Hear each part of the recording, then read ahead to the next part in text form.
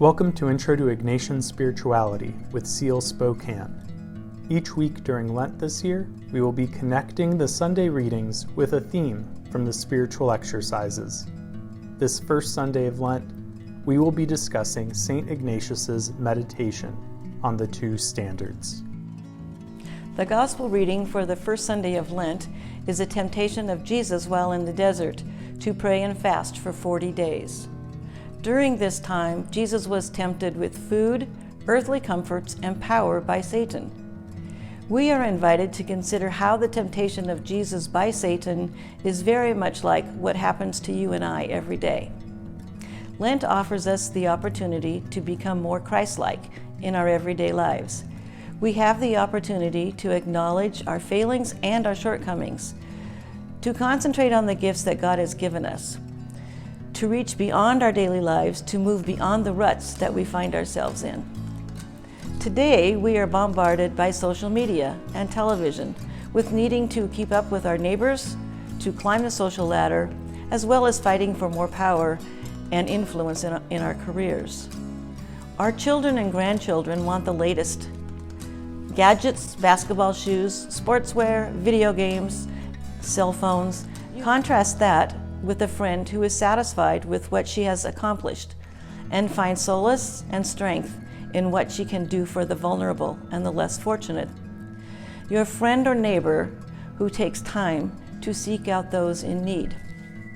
Ignatius believes that there is a battle between good and evil in the world and in our hearts. He calls this the two standards. Ignatius was a military man, so he asks us to imagine the battles between Christ and Satan on a battlefield. Each group has a standard or a banner, which helps everyone know his or her position. We are asked to take a side, with Christ or with the world. You know, it seems obvious that we would choose to take and follow Christ, but Satan is cunning. He desires that we close our hearts to Christ and his ways, and instead, he seeks to draw us in by his offers of wealth, health, false successes, and pride. So sometimes we find ourselves drifting towards the evil one. Christ, on the other hand, invites us to walk with him, to experience how he talked and served those considered less fortunate, to recognize and help those who are marginalized, less fortunate, those who are homeless, out of work, migrants, and the LGBTQ community, those who have less than us. Possessions are not something to be worshipped. We are called to a life of unselfishness, and that life may put us at odds with the world, which could sometimes result in insults and rejection. Finally, Christ invites us to a life of humility, a life of unconditional love and service for God and others. He has a personal desire for each of us. Through prayer and seeing how Jesus walked on this earth, we can ask God for what it is that he desires for us.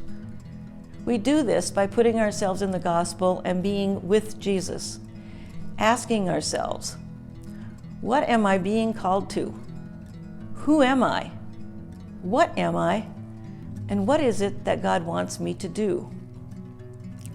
Each of us has to choose who we are going to stand with, Jesus or with the world. We begin to move with Jesus when we join him in recognizing that everything we have is God's gift. During Lent this year, which standard are you going to choose?